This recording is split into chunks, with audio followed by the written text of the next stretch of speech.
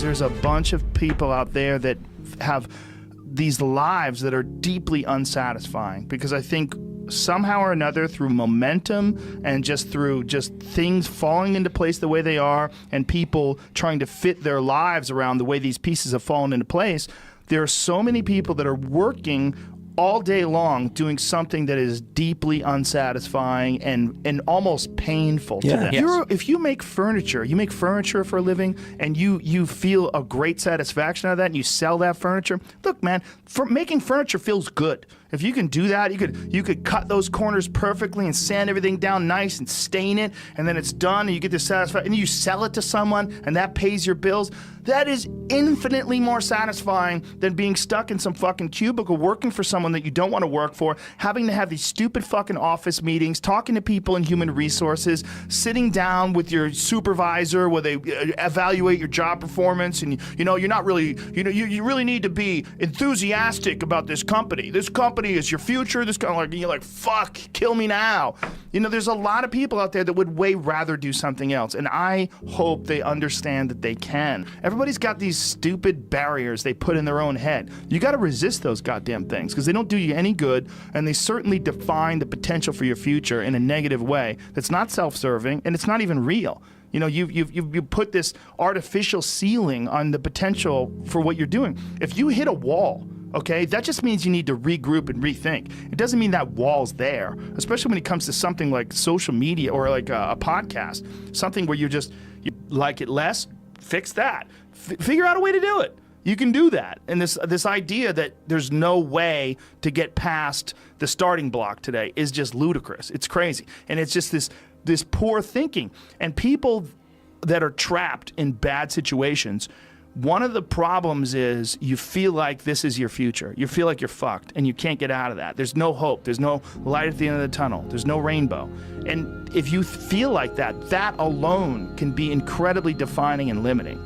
But if you look at yourself objectively and say, okay, I kind of am fucked here. I'm in credit card debt. I'm working in a shitty job. I don't like what I'm doing, but I have some ideas. I need to feed those fucking ideas. I need to feed them and water them, and I need to set aside a certain amount of time every day to just try to make those things happen. You can do that. Wondering why other people's success, or wondering why other people are successful, is the refuge of losers. Wondering why other people are successful. Like, who gives a fuck? You can say you think it sucks, but to spend time wondering why someone is successful and hating on someone who's successful, it doesn't do any good. It's like, what is that old expression that jealousy is, it's a poison that does the opposite of its intended? Is that your mind, you have a certain amount of bandwidth. This is why I don't read Instagram comments or Twitter comments or YouTube comments. Like, I don't have any time. If I read them, it's an accident. But to seek them out, like, you have bandwidth. I don't spend time wondering why I hate things or hating on someone or being jealous. You have, let's call it units. You have 100 units of bandwidth in your mind. So that means there's 100 units that you can spend on things you care about, or you could let your mind be occupied by some stupid fucking Twitter feud that you're in with some idiot that you don't even know, and you could spend 30% of your Twitter bandwidth or your mind bandwidth on this, and then you only have 70% for the things you love.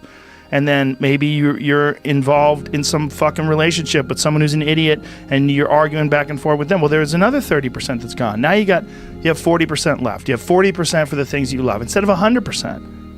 But if you only concentrate on the things you care about that mean something to you, and I think that there's a lot of people out there that think somehow or another you're going to get to some place where you're living in silk sheets and you're getting your toes done while someone's dropping grapes into your mouth. I don't want that. I've never wanted that. That guy's not going to be happy. He's going to be bored. An hour into the grapes, you're going to get those fucking grapes away from me. Stop painting my toes. What am I doing in this bed? I got to do something. I'm not stimulated. The human organism, the animal that we are, needs constant stimulation because it evolved trying to find food and escape enemies. and find shelter, escape nature, escape the elements, try to survive. And this is the great joy that you have in taking care of your children, that you can protect your children from the elements and the enemies and feed them. And it's also the great sadness that you see in losers. When I see a loser, I see some guy who's 43 years old, lives in his parents' basement, and he fucking hates the world. I'm like, that was a baby. Man, this is a baby that somebody just gave shitty nutrients to, whether it's nutrients in the forms of food or in the form of thoughts and ideas and examples, and this kid developed these horrible self-defeating patterns of behavior that have led them to this point where they're this middle-aged person with no future and no idea of how to get out of this rut, and probably never will escape it, and might just wind up sucking on a gun. You know, I mean, this is the world that we live in today. And I think part of that world is because we have been fed this line of horseshit that you're supposed to seek comfort. And I don't think you are. I think you're supposed to seek lessons, and you're supposed to seek difficult tasks and accomplishments. And through those things, and through doing things that are hard to do, even if it's just a fucking 90-minute hot yoga class. I do a 90-minute yoga class, man. Those last 20 minutes, I do not want to be there, man. And I definitely don't want to give 100%. And I can cheat. I can kind of half-ass it. I can. But if I don't, and I get through it, when that time is up and the lady says namaste and everybody gets up, I'm like, fuck, man, I made it. You know, I lost 15 pounds. My fucking yoga mat is drenched to the point where I could literally wring it out and fill a jug up with water. But through that struggle, I will now have a better day, and I better fucking do it again tomorrow or do something else, because if I just think, well, tomorrow I'm just going to coast and eat Twinkies and watch TV. Oh, hello, sadness, my old friend. Hello, depression. Because when you're not doing anything, you feel like shit. And that's just a part of being a human being. And we can pretend that we're something other than what we really are, and we can pretend, nah, me, man, I'm just cool, just chilling, doing nothing. Bullshit. You're a fucking human. You're a human being. You evolved from the fucking hundreds of thousands of years of hunters and gatherers and people that were struggling. Those human reward systems are carved deeply into your DNA. And if you don't respect that, if you don't respect the mechanism of happiness and fulfillment and what you really need to do in order to feel satisfied in life, camaraderie, love, family, friendship, struggle, testing yourself, learning, all those things are imperative. They're all a giant part of being a person. Concentrating on people that suck or being jealous about people that are doing well does me zero good.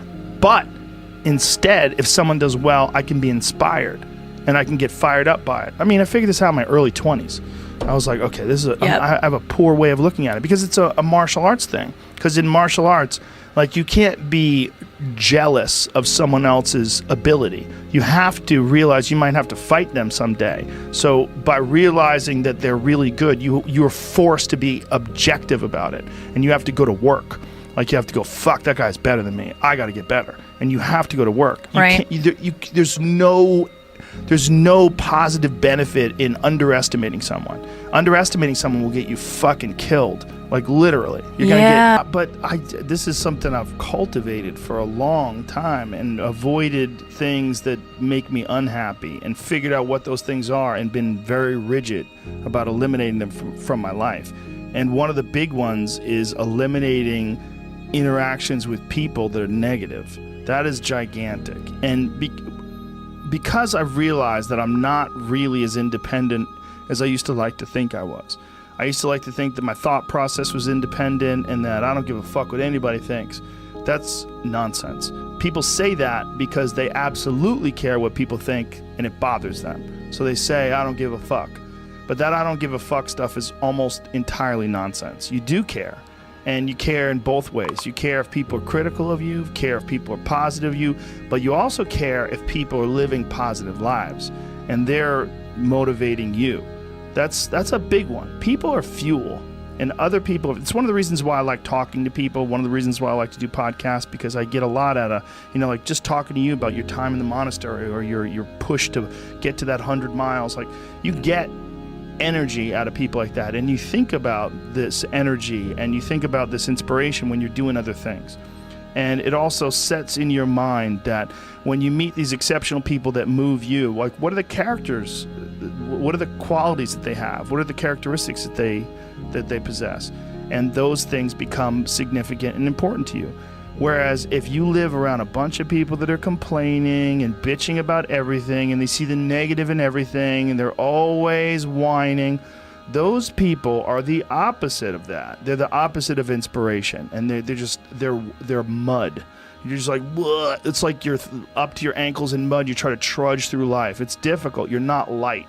It's not pushing you. There's not a wind at your back. The wind's in your face, and it's rough, and over time, I've learned that these people, you're not going to fix them. I used to want to fix them when I was young. I used to want to go, hey man, I see what you're doing. Like, dude, don't do that anymore. Listen, just do this and stop doing that and start doing this. And if you just work towards this, you could be successful. And then a week later, the guy's doing the same shit. You're like, okay, right. I'm wasting a significant amount of my energy on someone who doesn't want to waste any of their energy on themselves.